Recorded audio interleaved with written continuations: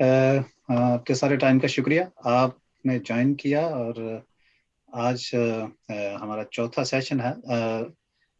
उन लोगों को जो हमें ज्वाइन कर रहे हैं फेसबुक पे या किसी और तरह से, good morning, good afternoon and good evening. जहाँ जहाँ से भी आप हमें ज्वाइन कर रहे हैं, खुदा आपको महफूज रखे और बरकत दे। और उम्मीद है कि हम इस सेशन के वसीले से कुछ बातें सीखने की कोशिश करेंगे। तो इससे पहले कि हम अपनी जो है इस सेशन का आगाज करें, मैं दरख्वास्त करूंगा पादरी इरफान साहब से, कि इरफान मार्टिन साहब से, कि वो इस सेशन को दुआ से शुरू करें। जी पादरी साहब। बुजुर्ग आसमानी बाप, शुक्र करते हैं आज की इस खूबसूरत बरकत के लिए। खास बाप तेरे बंदा अपने भाई पादरी महबूब के लिए, जिसको बाप तूने इस बात के लिए तैयार किया, ये रोया दी कि तेरे लोगों के साथ मिलकर हम तेरे कलाम को और बेहतर तरीके से जान सकते हैं, सीख सकते हैं। बाप इस सारी खिदमत के लिए जहां हम तेरा शुक्र करते हैं, वहां तेरे बंदा के लिए और ज्यादा बाप तेरी हिकमत, तेरा फहम चाहते हैं। एक दूसरे के लिए भी बाप यही बरकत चाहते हैं कि हमारा मेल मिलाप, हमारा ये बैठना, हमारा इस सेशन में शामिल होना तेरे जलाल का बाइस ठहरे। मिन्नत चाहते हैं बाप, शुरू से लेकर आखिर तक तो हमारा हादी और रहनुमा बन, मसीह के नाम में, आमीन। थैंक यू भाई साहब। पिछले सेशंस में तीन चीज़ों को हमने देखने की कोशिश की थी, मुख्तलिफ उसके जो पैसेजेस हैं।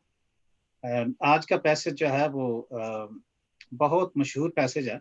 और ये जो बहुत मशहूर पैसेजेस होते हैं, जिनमें 23वां ज़बूर है या पहला करंथियों 13वां बाब है, या इस तरह के और बहुत सारे जो फेमिलियर पैसेजेस हैं, उनको लोगों ने ज़ुबानी याद किया होता है और उसके टेक्स्ट जो है उनको जहन में होता है।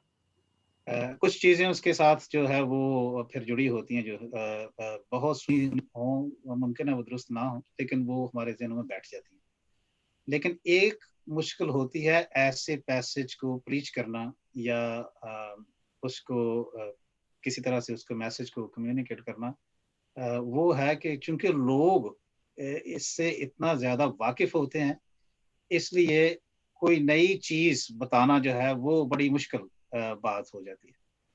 लेकिन बिब्लिकल प्रीचिंग की जो खूबसूरत बात है, जो जो अहम बात है, वो लोगों को हैरान करना नहीं है या नई नई कोई चीजें जो बयान करने की ख्वाहिश नहीं होती, बल्कि टेक्स्ट का जो है वफादारी से उसका जो हकीकी मतलब है या उसका जो पैगाम है वो लोगों तक पहुंचाना, ये अहम बात होती है। तो आज हम यही कोशिश करने की कोशिश करेंगे। और अगर आपको कोई नई बात मिल जाए तो दुरुस्त है, ठीक है, लेकिन ये टारगेट नहीं होना चाहिए। तो चले चलते हैं। जब हम छोटे होते थे तो हमारे दो बुजुर्ग जब आते थे, खास तौर पर मेहमान, एक हमारे मामू और एक हमारे चचा जब आते थे, तो हम बचपन में उनसे बात सुनते थे। बात हमें बड़ी पसंद होती थी, जैसे कहानी सुनना। तो कहानी सुनाने वाले का फन ये होता था कि वो बात को बात से जोड़ के तो बात यानी कहानी लंबी करते जाते थे, और उस कहानी में फिर कोई ना कोई मॉरल मैसेज होता था या उसमें कोई चैलेंज भी पाया जाता था। लेकिन वो हमें याद है कि जो हम कहानी सुनाते थे वो हमें एक शर्त रखते थे। वो कहते थे जी, वो पंजाबी में कहते हैं हंगूरा जरूर देना है, ताकि ये इंश्योर करने के लिए कि जागते हैं बच्चे जब सुनते हैं। तो कहानी जो सुनाना है ये बड़ी ही पुरानी एक रवायत है। हमारे माशरे में, पाकिस्तानी माशरे में या इंडियन माशरे में, जो है साउथ एशियन माशरे में, ये बड़ी पुरानी एक है रस्म। लेकिन अनफॉर्चुनेटली कहानियां जो हैं वो अब इतनी सुनाई नहीं जाती। खानदानों में भी और माशरे में कहानियां जो है, मेलों पे कहानियां सुनाया करते थे लोग। इस तरह से हमारी जो सकाफत में बहुत बहुत बड़ी कहानियां मौजूद हैं, यानी सस्सी पुन्नू है और हीर रांझा है, इस तरह की बहुत सारी कहानियां जिसमें बहुत सारे मेटाफर्स इस्तेमाल किए गए हैं। मसलन सोनी महिवाल में एक मेटाफर जो आप देखते हैं घड़े का और सोनी का जो एक मुकालमा चलता है, वो आप सुनते हैं गानों में भी।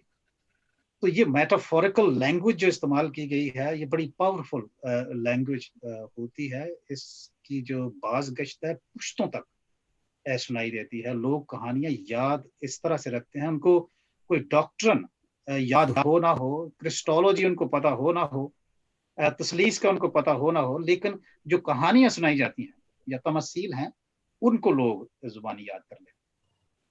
तो इस ताल्लुक से आज जिस तमसील को हम देखने की कोशिश करेंगे वो भी बड़ी एक मशहूर तमसील है। तो let me just share my screen, मैं स्क्रीन शेयर करता हूँ, तो फिर आगे बात को चलाते हैं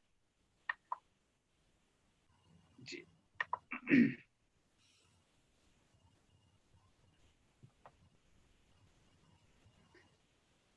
आज की कहानी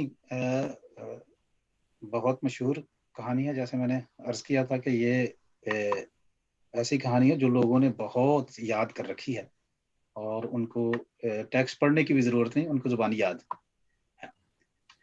तो अगर हम तमासील का वैसे देखते हैं तमासील को, तो ये जो है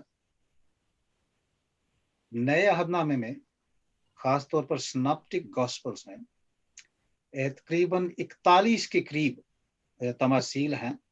सिर्फ एक तमसील हमें यूहन्ना के इंजीली बयान में मिलती है, वो 10वें बाब में है। अब यीशु मसीह का जो तरीकाकार था तालीम का, उसमें से 1/3 तकरीबन 33% जो है तमासील पर मुश्तमिल है। और तमासील का मकसद क्या है? कुछ लोग स्कॉलर्स कहते हैं तमासील का मतलब मकसद ये है कि वो लोग जो ईमान नहीं लाना चाहते उनसे मानी को छुपाया जाए, यानी कंसील किया जाए, और जो ईमानदार हैं उनको मानी रिवील किए जाए। तो कंसीलमेंट और रेवलेशन दो मकासद हैं। लेकिन कुछ लोग जो हैं वो ये कहते हैं, जिनमें मैं जिनके साथ मुत्तफिक हूँ, वो ये कहते हैं जी कि तमसील का मतलब या मकसद ये है कि सुनने वाले को या सामाईन को शौक देना, चमका देना, उनके जो सोच है या उनकी जो ज़हन है उसको झंझोड़ना, उसमें उनके जो रवैये में रद्द अमल पैदा करना और ईमान को तामीर करना, उसकी नशोनुमा करना। इसकी एक मिसाल हमें जो है इब्तदाई सदियां, उसमें एक हमें कोट मिलती है। ये गैलन, जिसका मैंने नाम लिखा है, 2री सदी ईस्वी में, ये मेडिकल डॉक्टर था और मसीही नहीं था, बल्कि उस वक्त में मसीहियों को बड़ी यानी आप कह लें मुश्किल पेश आती थी। उनको बड़ा सादा समझा जाता था, स्कॉलर्स उनको नहीं समझा जाता था, उनको फिलोसोफर नहीं समझा जाता था कि ये सादा लोग हैं, ये इनकी ज़हनी इस्तेदाद इतनी नहीं है।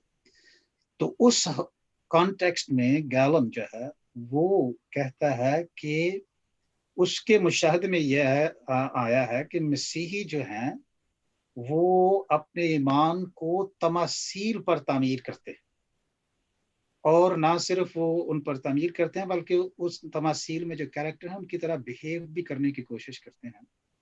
उनका जो पैशन है जस्टिस के बारे में, वो उन्हें किसी तरह से फिलोसफरों से कम नहीं बनाता। लेकिन अफसोस की बात यह है कि अगली सदियों में फिर जो तमासील हैं उनको महज अखलाकी कहानियों के तौर पर पेश किया गया या उन पर गौर किया गया, लेकिन उनका जो ईमान को तामीर करने का मुकाम था वो उन्होंने खो दिया। तो सवाल जो है नेचुरली ये पैदा होता है कि क्यों, ये कैसे हुआ? उसकी एक वजह केनेथ बेली अपनी किताब में बयान करता है कि उसकी एक वजह यह है कि अगरचे हम यीशु मसीह को बतौर थियोलॉजियन, बतौर टीचर, माहिर उस्ताद के देखते हैं, उसको खुदा के बेटे के तौर पर देखते हैं, उसको निजात दहिंदा के तौर पर देखते हैं, और ये सारी बातें दुरुस्त है, लेकिन हम यीशु मसीह को बतौर थियोलॉजियन बहुत कम देखते हैं। तो वो कहता है कि यीशु मसीह जो है वो है मेटाफोरिकल थियोलॉजियन, इस्तारी या मजाजी माहिर इल्म इलाहियात। अब जो माहिर इल्म इलाहियात हमारी नज़र में है वो लोग हैं जो बहुत एक्सपर्ट्स हैं, और वो लोग जो दलाइल को मंतक के साथ लड़ियों में परोकर जितना पेचीदा कोई आर्ग्यूमेंट पेश करता है उतना ज़हीन थियोलॉजियन उसको समझा जाता है। लेकिन यीशु मसीह जो है उनके बरक्स मेटाफर्स इस्तेमाल करते हैं, तमासील इस्तेमाल करते हैं, कहानियां इस्तेमाल करते हैं, जिसके वसीले से वो मानी तख्लीक करते हैं, थियोलॉजी वो प्रेजेंट करते हैं। अब मगरब में और मशरक में ये थोड़ा सा फर्क नजर आता है कि मगरब में ज्यादातर लोग ये जो है, मैंने कहा कि लॉजिक एंड रीजनिंग को इस्तेमाल करते हुए थियोलॉजी जो है वो क्रिएट करते हैं या पेश करते हैं। इसीलिए शायद पौलुस रसूल को मगरब में ज्यादा पसंद किया जाता है, उस पर ज्यादा काम हुआ है। लेकिन कहानियां के एतबार से मेटाफोरिकली तमसील के लिहाज से मशरक का ये स्टाइल रहा है। और यीशु मसीह चूंकि मशरक वस्ता में पैदा हुए और वहां पे उन्होंने खिदमत की, तो उनका जो तरीका तालीम है वो तमासीली ज्यादा हमें नजर आता है। इस्तारों के तरीके से, तमासील से, ड्रामाई अमल के जरिए से यीशु मसीह ने अपनी थियोलॉजी जो है लोगों को प्रेजेंट की है। तो इस लिहाज से फिर यीशु मसीह जो है वो मेटाफोरिकल थियोलॉजियन, वो फलसफी के तौर पर जो हमारे सामने मानी नहीं लाते, बल्कि एक शायर के तौर पर, एक अदीब के तौर पर हमारे सामने मानी तख्लीक करते हैं। अब जो तमसील हमारे सामने है उसके तनाजुर में ये तमसील क्यों कही गई और इसका मकसद क्या था, उसको हम देखने की कोशिश करते हैं, इसका कॉन्टेक्स्ट क्या था। तो यीशु मसीह पर ये एतराज़ था, खासतौर पर मजहबी लीडरशिप का और फकीहों और फरीसियों का, कि ये गुनाहगारों के साथ खाता पीता है। अगर आप लूका के इंजीली बयान के 15वें बाब की पहली आयत को पढ़ने की कोशिश करें तो वहां लिखा है कि बहुत से महसूल लेने वाले और गुनाहगार लोग यीशु के पास जमा होकर उसकी बातें सुन रहे थे। फरीसी और शरीयत के आलम शिकायत करते और कहते थे कि ये आदमी गुनाहगारों से मेल जोल रखता है और उनके साथ खाता पीता भी। तो इस कॉन्टेक्स्ट में, इसके रद्द अमल में यीशु मसीह ने फिर ये तमसील कही है। इससे पहले यीशु मसीह ने दो और तमासील कही, यानी खोई हुई भेड़ की और खोए हुए सिक्के की। ये दिलचस्प बात है कि ये दोनों पहली तमासील जो हैं वो उनका इख्तिताम होता है खुशी मनाने पर, जश्न मनाने पर।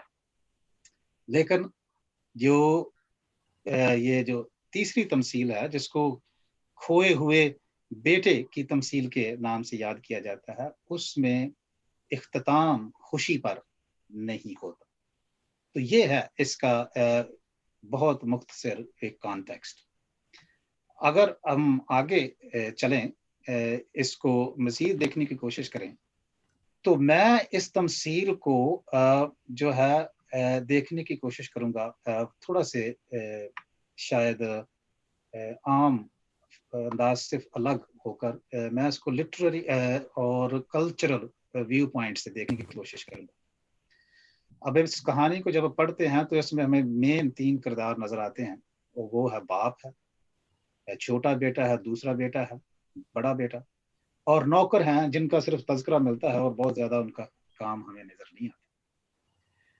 ओवरऑल अगर देखें तो इसमें 2 ही एक्ट्स हमें नजर आते हैं, यानी 2 हिस्से हैं। पहले हिस्से में जो है बाप और छोटे बेटे के दरमियान बाहमी तबादला है। बेटा जो है, छोटा बेटा, गैर मामूली मुतालबा करता है, और ये मुतालबा सिर्फ खानदान से अलहदगी का मुतालबा नहीं है, बल्कि मुआशरती علیحدگی کا بھی مطالبہ نظر آتا ہے۔ دوسرے حصے میں باپ اور بیٹے، جو بڑا بیٹا ہے اس کے درمیان ہمیں گفتگو نظر آتی ہے۔ بڑا بیٹا جو ہے اس کا دو بار اس کا اشارہ ملتا ہے پہلے حصے میں۔ وہ ہے ایک، جب لکھا ہے کہ اس نے اپنی جائیداد دونوں میں بانٹ دی، تو اس میں بڑے بیٹے اور چھوٹے بیٹے میں دونوں میں بانٹی ہے، تو اس سے اشارہ ملتا ہے بڑے بیٹے کا۔ اور پھر آگے جا کر اگلی آیات میں 25ویں آیت میں پھر اس کا ذکر ملتا ہے۔ تو یہ پہلے ایکٹ میں صرف بڑے بیٹے کا اتنا ہی ذکر ملتا ہے۔ دوسرے حصے میں بڑے بیٹے اور باپ کے درمیان ہمیں گفتگو نظر آتی ہے، اور یہ شروع ہوتی ہے 28ویں آیت سے آگے۔ اب جب ہم اس کہانی کو بطور قاری پڑھتے ہیں، یعنی ریڈر پڑھتے ہیں، تو ہم توقع کرتے ہیں کہ ثقافتی اعتبار سے، کلچرلی، بڑا بیٹا جو ہے وہ اگر چھوٹے بیٹے نے یہ نامناسب مطالبہ کیا ہے تو بڑے بیٹے کو جائیداد لینے سے انکار کرنا چاہیے تھا، کیونکہ اس کا باپ ابھی تک زندہ تھا۔ پہلی بات یہ۔ دوسری بات یہ ہے کہ بڑے بیٹے کو اپنے بھائی اور باپ کے درمیان صلح کروانی چاہیے تھی، جو اس تمثیل میں ہمیں ٹیکسٹ میں نظر نہیں آتی۔ عام طور پر ہمارے ثقافتی جو آپ کے معاشروں میں جب بھی دو لوگوں کے درمیان یا خاندانوں کے درمیان کوئی ایسا جھگڑا یا اس طرح کی ناچاکی پیدا ہوتی ہے، تو پھر تیسری پارٹی جو ہے وہ درمیانی کا کردار ادا کرتی ہے اور دو لوگوں کے درمیان، دو پارٹیوں کے درمیان صلح کرواتی ہے۔ بڑا بیٹا ہوتے ہوئے مشرقی ثقافت کے اعتبار سے بھی اسے اپنا رسمی کردار ادا کرنا چاہیے تھا کہ وہ چھوٹے بھائی کو سمجھاتا اور اس کو کسی نہ کسی طرح سے اس بات پر مائل کرتا یا آمادہ کرتا کہ وہ ایسی حرکت نہ کرے، لیکن وہ نہیں کرتا۔ اس سے بڑے چھوٹے بیٹے کا تو ہے ہی، لیکن بڑے بیٹے کا باپ اور بھائی کے بارے میں تعلق یا رشتے کا ہمیں اندیہ ملتا ہے، یا اس کی خدا خوشائی ہوتی ہے، اور وہ یہ ہے کہ اس کا تعلق جو ہے اپنے باپ سے بھی زیادہ اچھا نہیں نظر آتا، اور چھوٹے بھائی سے بھی۔ تو یوں یہ ایک چھوٹے بیٹے اور باپ کے درمیان ہی نہیں بلکہ پورے خاندان میں یہ مسئلہ ہے، اور یہ ناچاکی ہمیں نظر آتی ہے۔ اب جب آپ اس کہانی کو یا تمثیل کو پڑھتے ہیں تو میں نے جو ممکنہ موضوعات پر بات کرتے ہوئے لوگوں کو سنا ہے، اس میں توبہ جو ہے وہ بہت لوگ توبہ پر زیادہ بات کرتے ہیں، یا چھوٹے بیٹے کو مصرف بیٹے کے طور پر پیش کر کے یا کھویا ہوا ہونے کے اعتبار سے اس پر منادی کرتے ہیں۔ کچھ لوگوں کو میں نے سنا ہے کمپیشن پہ، ترس پہ بات کرنا، اور کچھ لوگ جو ہیں وہ اسے صرف استعمال کرتے ہیں مذہبی اخلاقیات کے لیے، کچھ سبق سکھانے کے لیے۔ لیکن میں ان لوگوں میں سے ہوں یا ان لوگوں سے متفق ہوں جو اس تمثیل کو مصرف بیٹے کے طور پر نہیں بلکہ مصرف باپ کے نقطہ نظر سے دیکھتے ہیں۔ اب مصرف یا پروڈیگل کا مطلب مختلف مطالب ہیں۔ اس کا مطلب ہے کہ وہ جو بے دریغی سے خرچ کرتا ہے، جو لیوش لائف سٹائل سے رہتا ہے، اور اس طرح سے یعنی بہت کھلے انداز میں دولت کو استعمال کرتا ہے، یا آپ کہہ لیں کہ ایک نامناسب طور پر بھی خرچ کرنے کا اس میں ایک مطلب ہے۔ لیکن میں باپ کو ایک ناقابل مذمت، ناحق شخص پر اور بے دریغی سے محبت خرچ کرنے والے کے طور پر دیکھنے کی کوشش کرتا ہوں۔ اس لحاظ سے جو باپ ہے وہ پروڈیگل فادر ہے، کیونکہ وہ لیوشلی اپنی محبت کو لوگوں پر نچھاور کرتا ہے، اپنے بچوں پر۔ تو اس لحاظ سے میں اس کو دیکھنے کی کوشش کروں گا۔ اسی مناسبت سے میں نے اس کہانی کو دیکھا اور اس کو ڈیوائڈ کیا۔ تو اس میں پہلی بات جو ہے وہ میں دیکھنے کی کوشش کرتا ہوں کہ محبت جو ہے وہ برداشت کرتی ہے. محبت جو ہے لو انڈیورس. اور وہ کیا برداشت کرتی ہے؟ اس میں پہلی بات جو میں دیکھتا ہوں وہ ہے محبت جو ہے اٹ لیٹس گو. یہ جانے دیتی ہے. اب چھوٹے بیٹے کا جو مطالبہ تھا وہ انتہائی افسوسناک مطالبہ تھا، کیونکہ پرانے عہد نامے میں اور ربینیکل لٹریچر میں یا مشرق وسطیٰ کی ثقافت میں ہمیں کوئی ایسی مثال نہیں ملتی کہ کسی بیٹے نے اس طرح سے زور دے کر مطالبہ کیا ہو کہ باپ کے زندہ ہوتے ہوئے وہ جائیداد کے بٹوارے کی بات کرتا ہو. تو یہ نہ مذہبی طور پر، نہ اخلاقی طور پر اور نہ معاشرتی طور پر یہ مطالبہ کس طرح سے مناسب تھا. ہر اعتبار سے یہ غیر مناسب مطالبہ تھا اور یہ دوہرا مطالبہ تھا. یہ صرف یہی بات نہیں ہے، مشرق وسطیٰ کی ثقافت کے اعتبار سے اگر باپ جائیداد کو ڈیوائڈ بھی کر دیتا ہے تو اس میں بچوں کو یہ حق نہیں دیا جاتا یا ان کو یہ حق حاصل نہیں ہوتا کہ وہ باوجود اس کے کہ جائیداد بانٹی گئی ہے وہ باپ کے زندہ ہوتے ہوئے جائیداد کا اپنی مرضی سے استعمال کرے. تو یہ چھوٹا بیٹا جو ہے اس کہانی میں یا اس تمثیل میں دوہرا مطالبہ کرتا ہے. وہ نہ صرف جائیداد کے بانٹنے کا مطالبہ کرتا ہے بلکہ وہ اس کو اپنی مرضی سے خرچ کرنے کا اختیار بھی لینے کا مطالبہ کرتا ہے.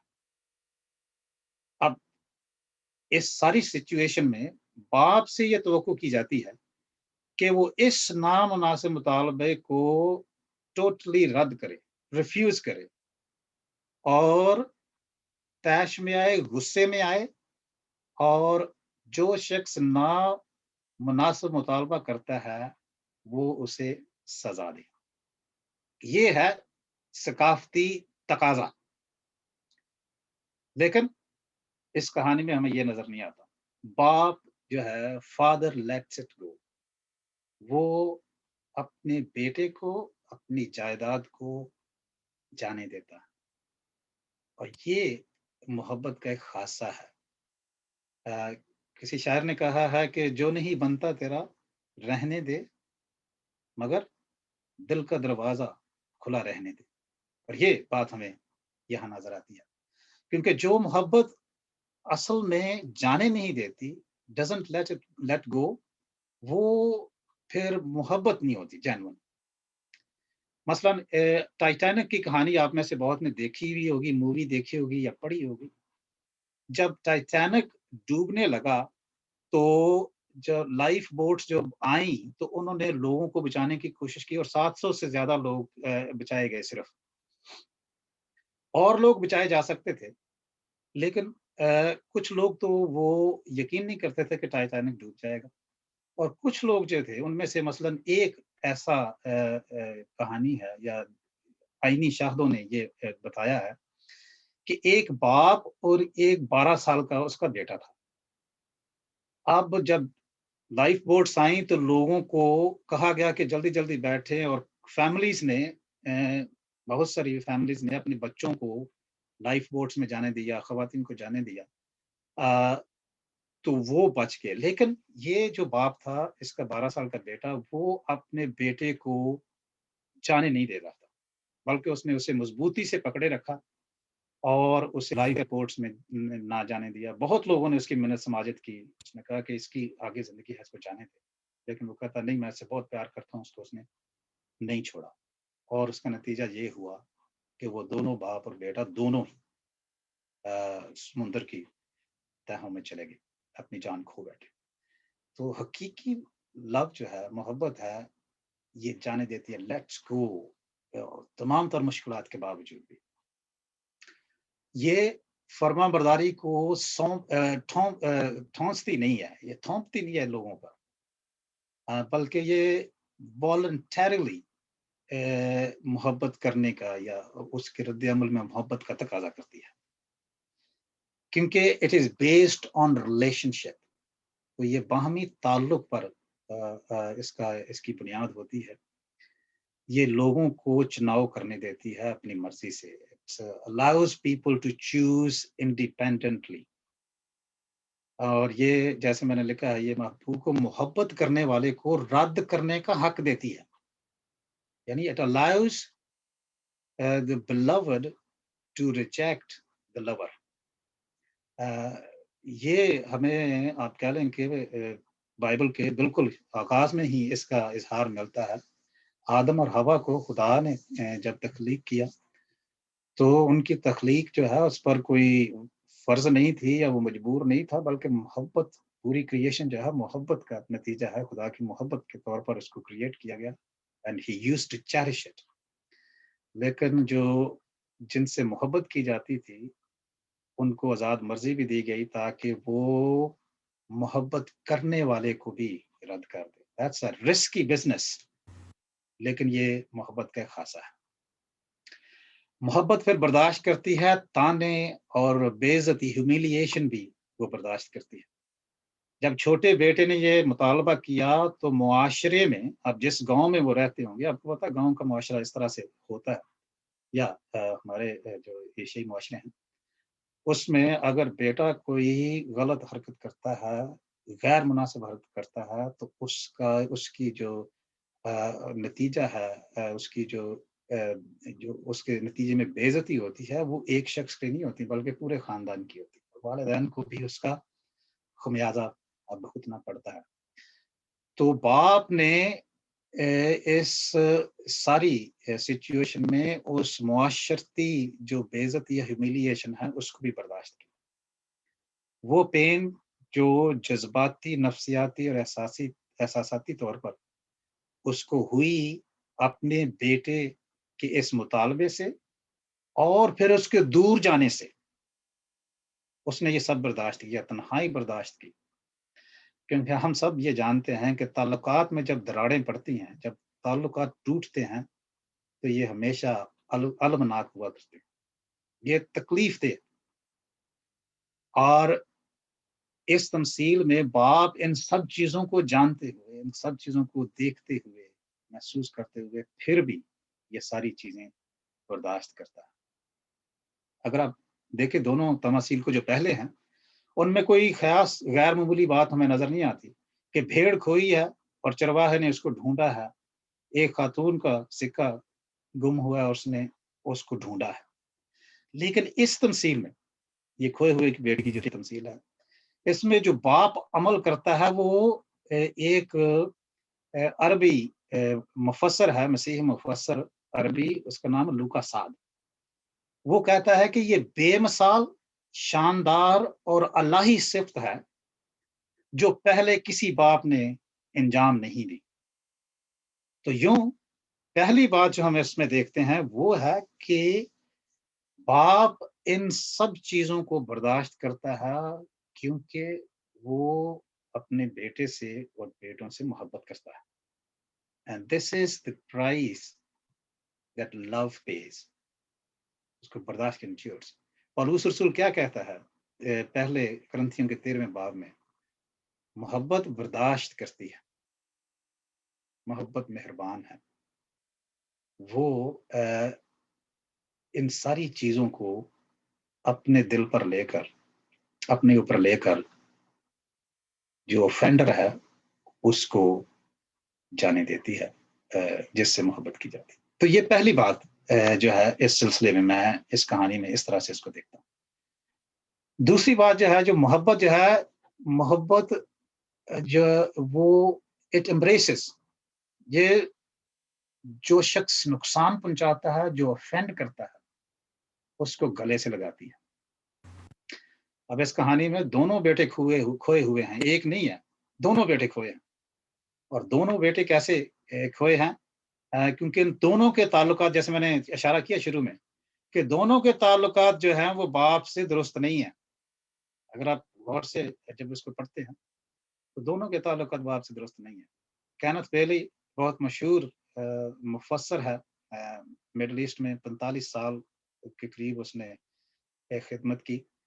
تو وہ کہتا ہے کہ ایک جو ہے شخص ہے، ایک بیٹا ہے جو بغیر شرعیت کے ظاہر ہے وہ بے شریعت ہے، لیکن دوسرا بیٹا جو ہے وہ شریعت کے باوجود بے شریعت ہے۔ بڑا بیٹا جو ہے وہ کہتا ہے کہ میں سارے احکام مانتا ہوں، لیکن پھر بھی وہ باپ کے دل سے بہت دور ہے۔ اب اس کے طرز سلوک اپنے باپ کے ساتھ دیکھیں، اور نہ صرف باپ کے ساتھ بلکہ بھائی کے ساتھ بھی۔ 28ویں آیت میں جب باپ بڑا بیٹا خفا ہوتا ہے اور باپ اسے منانے جاتا ہے تو وہ اس کی زبان کا استعمال دیکھیں۔ وہ یہاں پہ لکھا ہے دیکھ، لک، یہ انداز اس کو ڈریس کرنے کا روڈ انداز ہے یہ۔ پھر وہ دونوں کو الزام دیتا ہے، باپ کو ناانصافی کا الزام دیتا ہے اور بھائی کو جنسی بے راروی کا الزام دیتا ہے۔ حالانکہ یونانی لفظ جو ہے ایسوتوس، جو میں نے لکھا آپ دیکھ رہے ہوں گے، اس میں ضروری نہیں ہے کہ جنسی بے راروی ہو۔ اب ہمارے جو اردو ترجمے ہیں وہ بھی اتنے ہیلپ فل نہیں ہیں، یعنی پرانا ترجمہ جو ہے اردو کا بلیک جو جس کا کور ہے، اس میں لکھا ہے کہ اس نے بد چلنی میں اڑا دیا۔ اب لفظ بد چلنی جو ہے یہ کونوٹیشن ہی اس کی نیگیٹو ہے، اس میں آٹومیٹکلی لوگ خاص طور پر ایشیائی معاشروں میں سمجھتے ہیں کہ کوئی جو ہے سیکشولی امورل شخص ہے۔ دوسرا جو بھائی ہے، بڑا بھائی ہے، وہ کہتا ہے کہ یہ تیرا بیٹا، یعنی ایڈریس کرنے کا اس کا انداز دیکھیں، تیرا بیٹا۔ باپ اس کو کہتا ہے تیرا بھائی، وہ کہتا ہے نہیں یہ تیرا بیٹا ہے۔ تو کہتا ہے کہ وہ اس نے طوائفوں میں خرچ کر دیا، یہ الزام ہے۔ حالانکہ ایسوتوس سے کوئی زیادہ یہ تاثر نہیں ملتا، ضروری نہیں ہے کہ اس میں وہ ایسی جنسی بے رفی شامل ہو۔ ریکلیس ہے اس کا مطلب ہے، یعنی وہ اس نے بڑی بے احتیاطی سے خرچ کیا ہے اپنا جو ہے جائیداد ہے، لیکن ضروری نہیں ہے، کیونکہ لیوش لائف سٹائل ہونا ضروری نہیں ہے کہ آپ بد چلن ہو اس لحاظ سے سیکچولی امورل ہو۔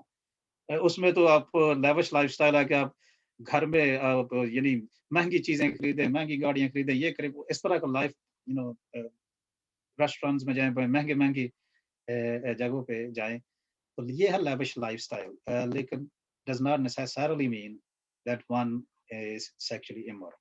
لیکن اس کا بھائی جو ہے وہ اس کو یہ الزام دیتا ہے۔ تو دونوں بیٹے اس لحاظ سے کھوئے ہوئے ہیں، اور باپ جو ہے پھر اس کی بھاری قیمت ادا کرتا ہے۔ اور بھاری قیمت کیا ہے؟ ایک تو اپنی جائیداد اس کی آنکھوں کے سامنے اس کی زندگی میں اس کو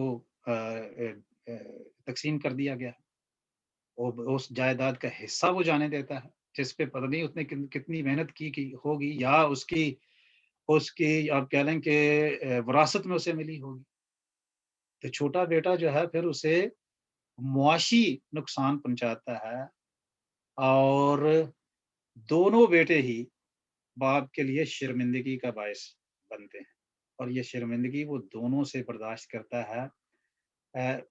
کینتھ پہلے ہی اپنی کتاب میں کہتا ہے کہ یہ جو ہے نا بڑا بیٹا، جب وہ آیا تو وہ اندر نہیں جانا چاہتا، اور دور سے باہر سے ہی وہ کسی شخص کو بلاتا ہے، ایک جوان کو، اردو ٹیکسٹ میں لکھا ہے نوکر، لیکن جو زیادہ سینس بنتی ہے وہ ہے ینگ مین، ینگ لیڈ، جو ہے بچہ یا جوان، جو یونانی لفظ ہے اس کے زیادہ بچہ، جوان، نوکر بھی استعمال ہوتا ہے، لیکن اس کی زیادہ سینس کلچرلی یہ بنتی ہے کہ اس نے باہر سے کسی بچے کو بلایا اور اس سے یہ بات پوچھی، اور پھر آرگیومنٹ کرتا ہے باہر باپ کے ساتھ، اپنے غصے کا اظہار کرتا ہے جو پبلکلی اس کے لیے شرمندگی کا باعث۔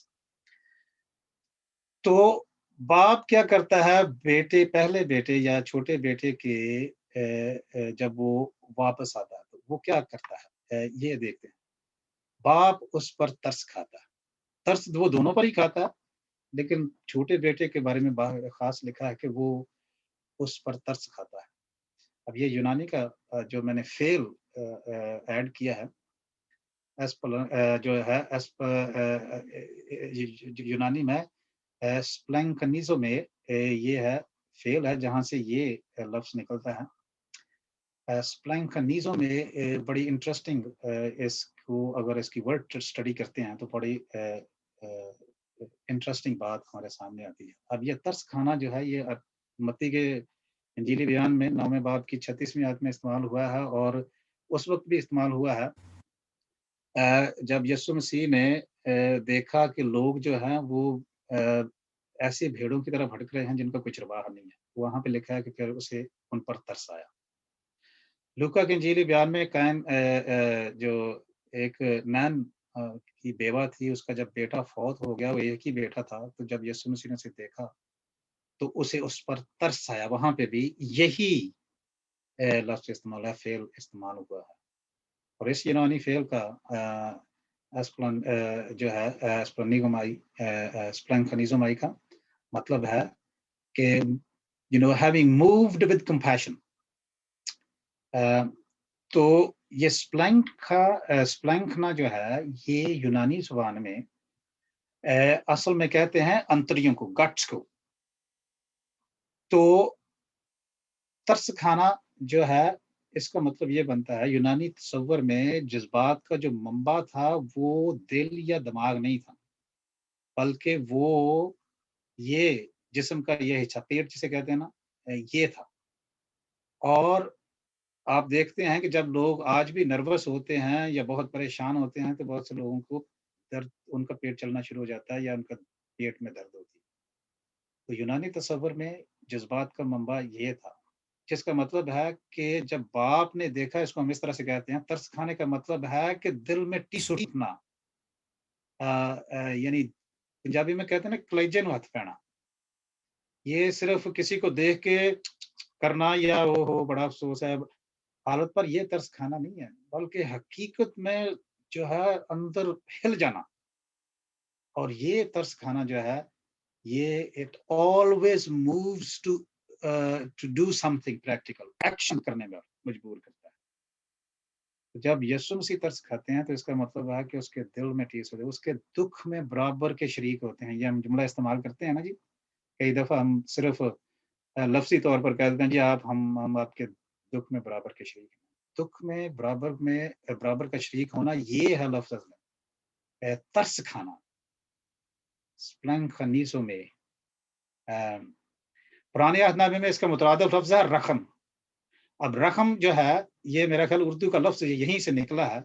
और रकम का मतलब ये है कि वो जज्बात जो माँ अपने रहम में जो बच्चे को रखती है और जो जज्बात उसके लिए होते हैं वो है रहम, वो है तरस खाना।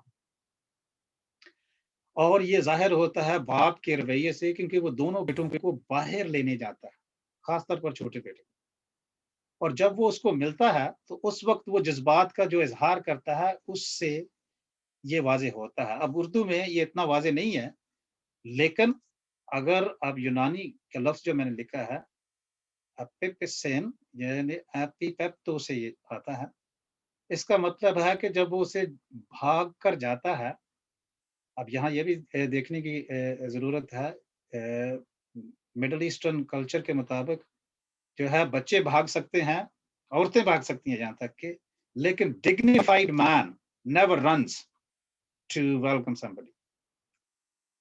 तो बाप जो है यहाँ लिखा है कि वो दौड़ कर जाता है और उसे ये बस सिर्फ ये नहीं मिलता कि गले मिलता है, बल्कि यूनानी के लफ्ज से पता चलता है कि वो जोर से उसे पकड़कर उसे गले लगाता है। और लिखा है कि he fell on his neck, यानी वो उसकी गर्दन को पकड़ता है और फिर उसे जो है कैटाफिलिस्टेन, ये फिलियो जो यूनानी लफ्ज मोहब्बत के लिए था, पैशनेट लव जो है, फैक्शनेट लव, उसके साथ फिर उसे होशे देता है और उसको जैसे जोर से पकड़ कर छोड़ता नहीं है।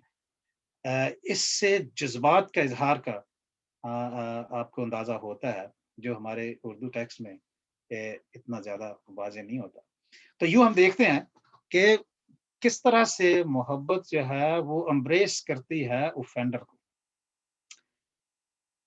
لیکن اس کے ساتھ ساتھ جو محبت ہے اٹ آلسو افینڈس ادرس، یہ لوگوں کو افینڈ بھی کرتی ہے، خاص طور پر ان لوگوں کو جو کسی کی بھلائی دیکھتے ہوئے دیکھنا نہیں پسند کرتے، ان کو یہ افینڈ کرتی ہے۔ اور یہاں پہ فریسی اور فقیہ جو ہیں، جب یسوع مسیح ان گناہ گاروں سے ان کے ساتھ کھاتا پیتا ہے، ان سے میل جول کرتا ہے، تو دے آر افینڈیڈ، وہ افینڈ ہو جاتے ہیں۔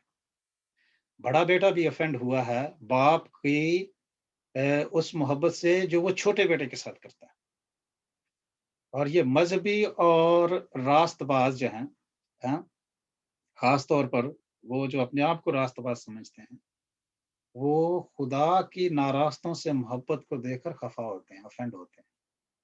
اور یہ ہماری اس تمثیل میں بڑے واضح طور پر ہمیں نظر آتا ہے۔ تو جی محبت it endures, it embraces۔ تیسری بات جو ہے وہ ہے love offers۔ and what does it offer؟ یہ کیا آفر کرتی ہے؟ یہ بحالی،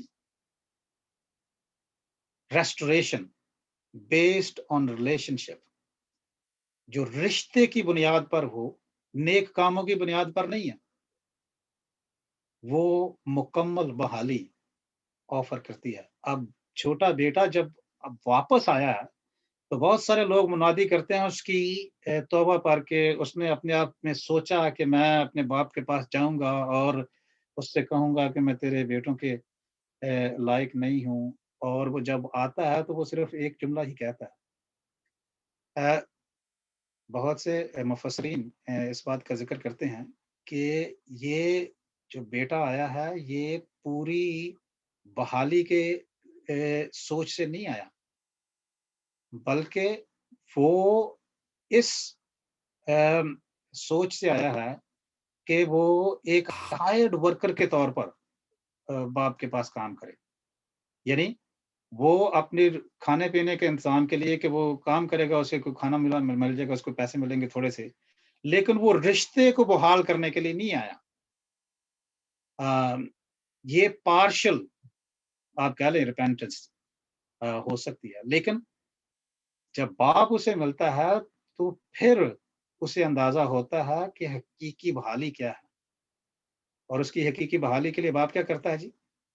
اسے لباس دیتا ہے، اور اس کے جو حالت ہے، اس کے داغ ہیں شاید اس کے جسم پر، اس کے پھٹے پرانے کپڑے کو، اس کی جو شرمندگی ہے، اس لحاظ سے معاشرتی شرمندگی ہے، اس کو ڈھانپتا ہے، اس کو انگوٹھی بناتا ہے جو کامل بھروسے کی نشانی ہے۔ یہ اس کو کہتے ہیں سگنٹ رنگ پہ ہو سکتی ہے، اور سگنٹ رنگ وہ ہے جو بادشاہ جس شخص پر بہت اعتبار کرتے تھے، بھروسہ کرتے تھے، اس کو اپنی رنگ دیتے تھے تاکہ وہ اس کے اختیار کو استعمال کرے۔ جوتے بطور اسے مالک دوبارہ اس کا مقام بحال کرنے کے لیے اسے پہناتا ہے۔ تو یوں آپ کہہ لیں کہ اسے ٹوٹل ریسٹوریشن جو ہے اس کو ملتی ہے، اور باپ اسے یہ دیتا ہے لیوشلی۔ جیسے میں نے عرض کیا کہ چھوٹا بیٹا کامل بحالی کی غرض سے نہیں آیا تھا، بلکہ وہ جزوی طور پر معاشرتی طور پر اپنے تعلق کو شاید نبھانے کے لیے، اور اخلاقی ذمہ داری کو، کیونکہ اس کے جو آپ کہہ لیں اسپیچ ہے، اس کا جو جملہ ہے کہ میں خدا اور دنیا کی نظر میں گناہ گار ٹھہرا ہوں، تو اس کا مطلب ہے کہ میں نے معاشرتی ذمہ داری جو ہے اس کو نہیں نبھایا تیری طرف، اور اخلاقی ذمہ داری جو خدا کی طرف سے ذمہ داری تھی کہ بیٹے کو باپ کی نگہداشت کرنی ہے جب تک وہ زندہ ہے، تو وہ یہ دونوں اس نے نہیں کی، تو اس کے وہ معافی چاہتا ہے، تعلقات کی اس طرح سے بحالی نہیں چاہتا تھا، لیکن باپ نے اسے یہ پوری بحالی عطا کی ہے۔ اب یہ پیشکش جو ہے وہ بڑے بیٹے کو بھی باپ کرتا ہے، لیکن وہ اس کو رد کرتا ہے کیونکہ وہ نہیں سمجھتا، وہ حقیقی خوشی کو لینا نہیں چاہتا، کیونکہ وہ اس قدر ناراض ہے اس محبت سے جو باپ دکھاتا ہے چھوٹے کو، کہ وہ رشتے کی بحالی کی بجائے وہ اس کو ریجیکٹ کرتا ہے۔ اس کو اس بات کو سمجھنا تھا کہ خود شناسی جو ہے وہ ضروری ہے، محض احکامات کی پاسداری رشتے بحال نہیں کرتی یا رشتے قائم نہیں رکھتی۔ دوسری بات، بڑا بیٹا اس لیے خوشی میں شامل نہیں ہو سکا کیونکہ وہ کچھ زیادہ ہی راست باز تھا۔ یعنی وہ اب ناراست نہیں تھا، لیکن اس کا اپنا اعتماد اپنی راست بازی پر تھا، اور اس کی یہ راست بازی جو ہے باپ کی خوشی میں شامل ہونے میں حائل ہو گئی ہے۔ یعنی ایک تو ناراستی ہے وہ حائل ہوتی ہے، ایک راست بازی ہے جو اس کی خوشی میں حائل ہو گئی ہے۔ وہ سمجھتا ہے کہ اس کے نیک اعمال اسے حقوق فراہم کرتے ہیں، that it is his right، اس کا یہ حق ہے کہ باپ جو ہے اس کی مرضی کے مطابق لوگوں کے ساتھ حسن سلوک کرے۔ یعنی وہ باپ کو بھی کنٹرول کرنا چاہتا ہے کہ باپ کس طرح سے بہیو کرے لوگوں کے ساتھ، لیکن باپ کی مصرفانہ محبت جو ہے یا فضل سے کو وہ سمجھتا نہیں ہے اور اس سے مستفید نہیں ہونا چاہتا۔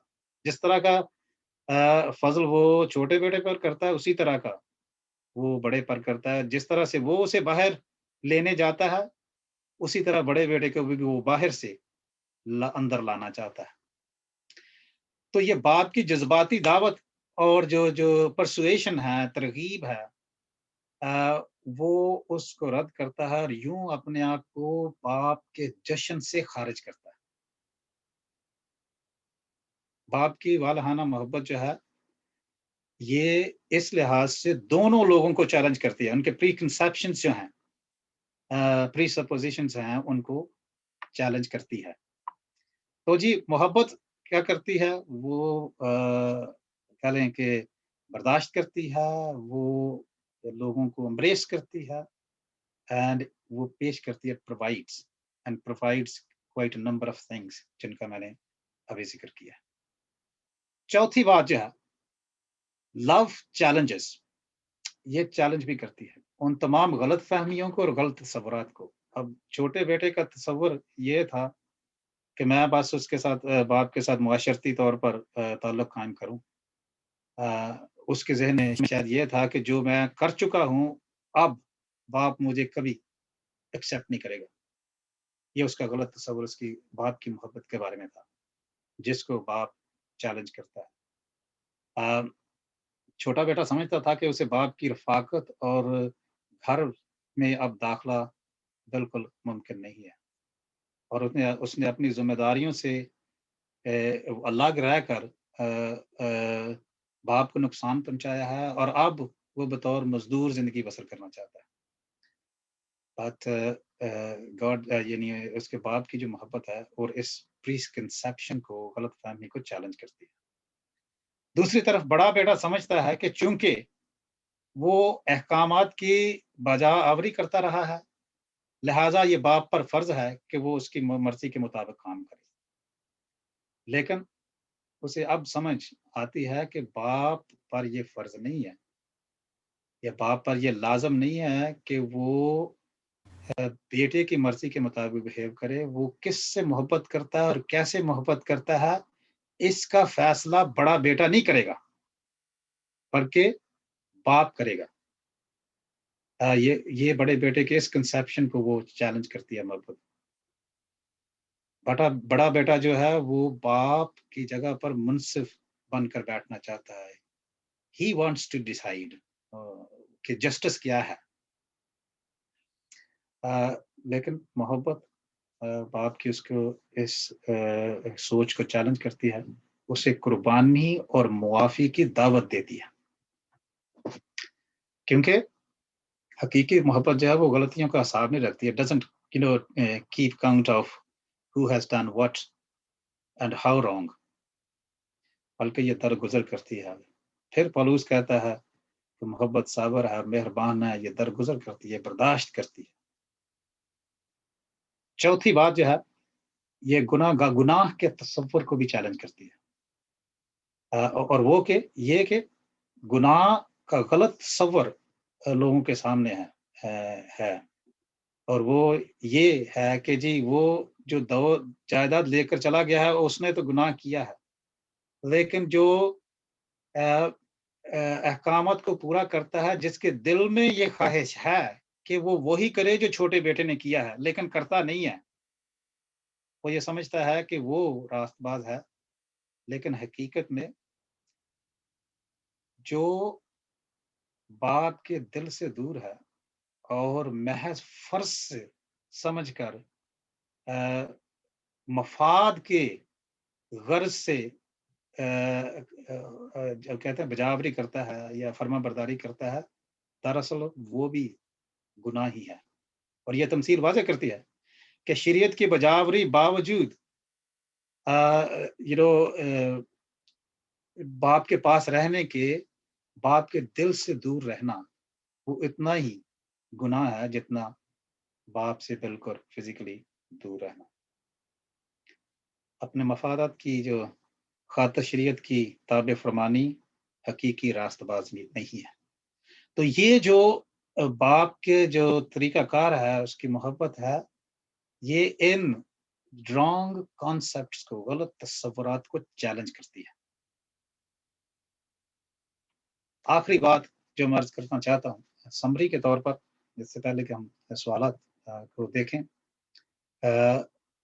وہ ہے چیلنج کرتی ہے جی کہ جب یہ تمثیل جن لوگوں پر تانی گئی تھی، جو اس کا جو سامعین تھے انہوں نے سنا ہوگا تو یقیناً وہ چونک گئے ہوں گے اور ان میں شدید رد عمل پیدا ہوا ہوگا۔ نوٹ کیا ہے کہ یہ تمثیل جو نا بغیر کسی نتیجے کے ختم ہوتی ہے۔ شروع میں نے عرض کیا تھا کہ پہلی دو تمثیل جو ہیں اس میں ہمیں جشن اور خوشی نظر آتی ہے، لیکن اس تمثیل کا جو اختتام ہے وہ اینڈ ہوتا ہے ابرپٹلی، قاری جو سوچتے رہ جاتا ہے کہ اس کا انجام کیا ہوا ہوگا۔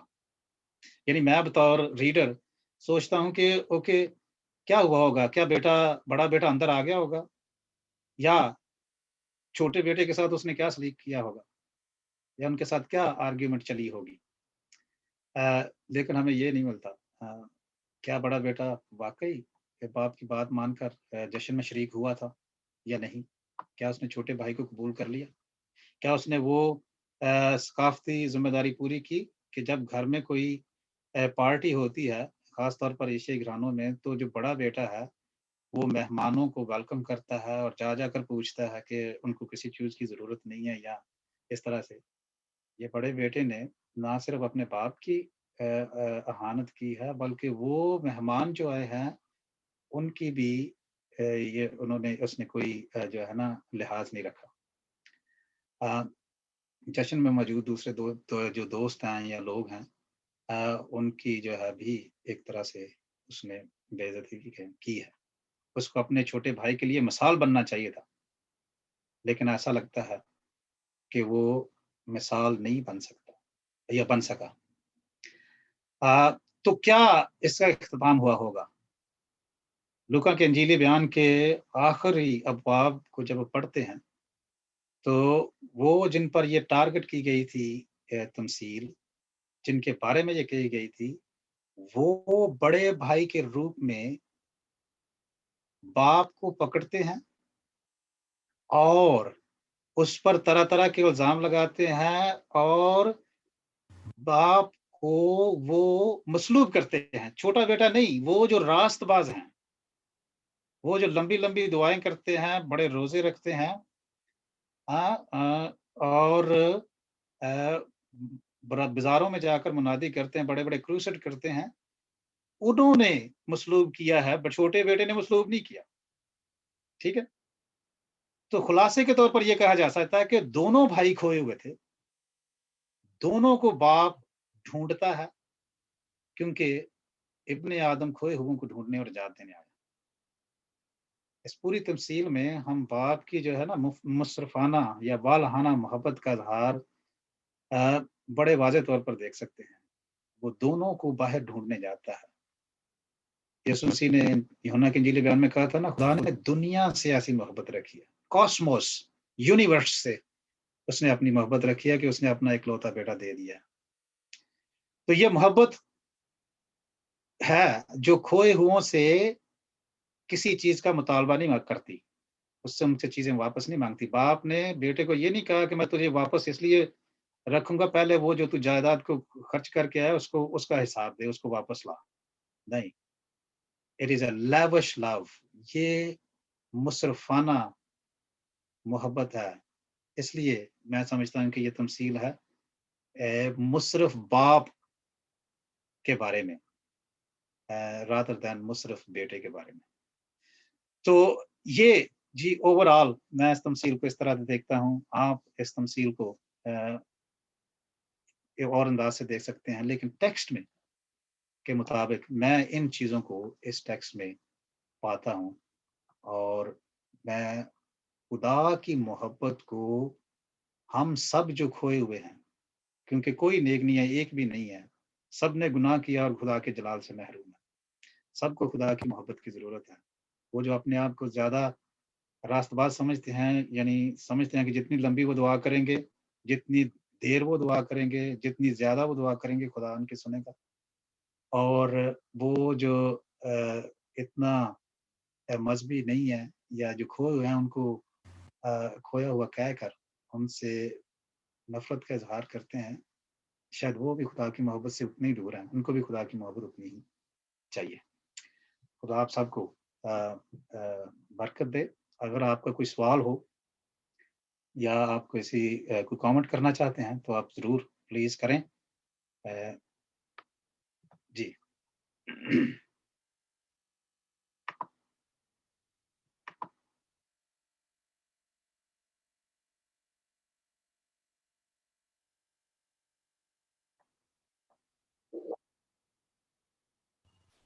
جی بھائی صاحب جی جی، اس ساری تمثیل سے ایک بات میرے سامنے یہ مجھے لگ رہی ہے, وہ یہ ہے کہ ہم کیا کہہ سکتے ہیں کہ دونوں بیٹے ایکولی ذمہ دار ہیں, یعنی نافرمان ہیں. اور دوسری بات کہ کیونکہ ایسے لگ رہا ہے کہ ایک بیٹا جو ہے وہ فزیکلی دور ہے اور دوسرا باپ کے دل سے دور ہے. سو دونوں کا مقام ایک جیسا ہی ہم کہہ سکتے ہیں. جی, میں اس تمثیل کے مطابق تو مجھے یہی لگتا ہے کہ دونوں ہی خدا کی شفقت سے یا اس کی محبت سے دور ہیں, اور دونوں ہی کھوئے ہوئے ہیں. دونوں کو ہی خدا کی محبت کا تجربہ کرنا ضروری ہے. اور 15ویں باب کے شروع سے جو میں نے کانٹیکسٹ بیان کیا تھا, یہ جو فریسی اور فقیہ ہیں جو راست بازی کو اپنا فخر سمجھتے ہیں, یہ ان کے بارے میں کہی گئی تھی. یوں دونوں ہی خدا کی محبت سے دور ہیں. جی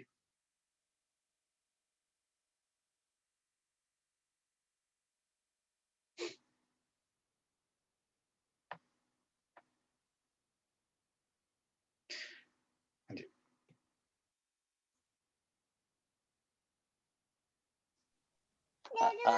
سر میرا ایک کوشچن ہے. جی سر اس تمثیل کی اگر ہم 25ویں آیت پڑھیں تو اس میں لکھا ہے کہ لیکن اس کا بڑا بیٹا کھیت میں تھا, جب وہ آ کر گھر کے نزدیک پہنچا تو گانے بجانے اور ناچنے کی آواز سنی. اس ورس کو کئی لوگ یہ گانے بجانے کو وہ پروموٹ کرتے ہیں کہ وہاں پر بھی تو گا بجا رہے تھے نا لوگ. اس پہ تھوڑا سا میں چاہتا ہوں کہ آپ ہائی لائٹ کر دیں کہ یہ کیا چیز تھی اور یہ کیا کلچرلی تھا اس وقت گانا بجانا. جی کیونکہ میں نے کچھ لوگوں کی پریچنگ سنی ہے, وہ پروموٹ کرتے ہیں کہ شادیوں بیاہوں میں ناچنا گانا جائز ہے. جی سوری اگر میرا کوشچن ہٹ کے ہے تھوڑا سا تو, لیکن یہ تمثیل میں ہے اس لیے میں نے پہلے بھی پڑھا تھا, آپ نے مجھے پہلے کیا تھا, میں نے کہا تھا کہ میں ضرور یہ پوچھوں گا, ذرا تھوڑا سا اس کو ہائی لائٹ اپ کر دیں سر. جی میں یہ سمجھتا ہوں جی یہ ثقافتی بات ہے, اور جشن منانے خوشی منانے کا اظہار मुख्तलिफ कल्चर्स में मुख्तलिफ है, और ये जो कल्चर का इजहार है इनको लेकर हम इस पर अखलाकी जो है वो जजमेंट नहीं देते, ठीक है। जी बहुत सारे ऐसे वाकयात हैं जिन पर बाइबल में भी जो आज के एतबार से, आज के कारी के लिए वो नामुनासिब लगती हैं, गैर अखलाकी लगती है, लेकिन बिब्लिकल राइटर जो हैं उस पर अखलाकी जजमेंट नहीं देते। ठीक हो गया। मिसाल के तौर पर मैं आपको काफ़ी मिसालें दे सकता हूँ, लेकिन 1-2 मिसाल मैं आपको देता हूँ। याकूब जो है, वो जब इसहाक से लेता है अपने जो कहते हैं हक लेता है बड़े बेटे होने का, तो या बरकत लेता है, तो उसको आज के दौर में लोग बहुत, यानी याकूब के बारे में बहुत अखलाकी जजमेंट देते हैं कि वो चीटर धोखे है, से दिया। वो चोर है, वो धोखेबाज है और ये है। लेकिन जी जी पैदाइश की किताब में कहीं उस पर कोई मॉरल जजमेंट नहीं दी गई, जी ठीक है। इसी तरह से यहाँ पे कल्चरली जश्न हाँ मनाना जी जो है, गाना नाचना जो है, मतलब कल्चर्स में का ये हिस्सा है, और इसको हम अ, अ, गुनाह और आप कह लें कि पाकीज़ा जश्न के एतबार से नहीं देखते, ना इस पर इखलाकी जजमेंट मेरे एतबार से देनी चाहिए। खुशी जी का जी इज़हार जो है वो कल्चर, मुख्तलिफ कल्चर्स में होता है, और जो लोग करते हैं, अगर वो एक हद में जैसे वो रह के करते हैं, तो वो गाना बजाना कोई बुरी बात नहीं है इस लिहाज से। जी जी। Thank you sir, thank you.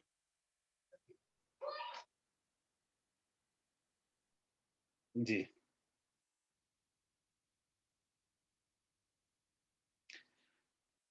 और कोई?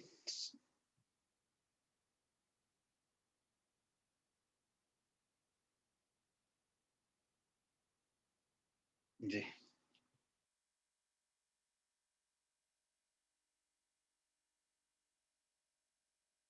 एक मैं बात अर्ज़ करना चाहता हूँ कि बाप का जो भाग कर जाना है, कुछ कमेंटेटर्स कहते हैं कि बाप भागकर उसको बाहर मिलने गया, बाहर लेने गया, क्योंकि इस शख्स ने या बेटे ने ना सिर्फ खानदान को रद्द किया था, बल्कि उस मुआशरे को भी रद्द किया था। लिहाजा मुआशरे में लोग भी ऑफेंडेड थे उसके रवैये से, तो मुमकिन है कि जब वो वापस आता तो लोग तरह-तरह की आवाज़ें उस पे कसते, तरह-तरह के उसके जुमले कहते, उसकी बेइज़्ज़ती करते। तो उसको अ, इस तरह से मुआशरती बेइज़्ज़ती और उसकी हुर्मत बचाने के लिए भी भाग कर बाप जाता है और उसे कवर करता है, उसे बचाता है, अपनी मोहब्बत में से छुपा लेता है। जी, अगर और कोई कमेंट नहीं है या क्वेश्चन नहीं है, तो फिर टाइम है, हो गया है। सर मेरा जी, मेरा क्वेश्चन, जी, ये जो हाथ में अंगूठी और पाँव में जूती पहना हो, जी। ये भी कल्चरली था उस वक़्त? कल्चर था कि जो बच्चा इस तरह इस डेफ़िनिटली क्यों गया है, इससे पहले भी क्यों गया है, उस कल्चर में था कि उसको हाथ में अंगूठी और पाँव में जूती पहनाना, ये पहली तो बात ये किस जी, चीज़ पे? हाँ जी, हाँ जी। मैंने ये अर्ज़ किया था कि ये तमसील जो है, इस तरह का रवैया तो पहले जो है कमेंटेटर्स कहते हैं कभी नहीं हुआ सकाफ़ती एतबार से मिडल ईस्टर्न कल्चर में। लेकिन ये जो जूती पहनाना ये कल्चरल था, अंगूठी पहनाना ये मुकम्मल भरोसे की या ट्रस्ट की बात है, और जूती पहनाना जो है वो फैमिली में वापस उसे बतौर मालिक मकाम वापस उसका बहाल करना था, वो मज़दूर रहना चाहता था, ठीक है? जी, हाँ, लेकिन बाप उसे वो उस मालिक का मकाम देता है, और जूती पहनाना एक उसका निशान था। जी, thank you sir. Ji, thank you.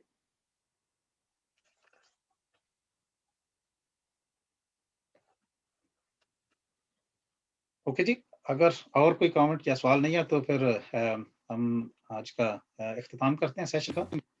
मैं आप सबका thank you sir, God bless you. बहुत ममनून हूँ कि आपने थैंक यू शिरकत की। जी, और खुदावंद आपको बरकत दे, फिर आपसे मुलाकात होगी। आपको भी। Okay ji, thank you sir. God bless thank you, you, God God bless bless you you. Sir. Blessings. Bye-bye. God bless.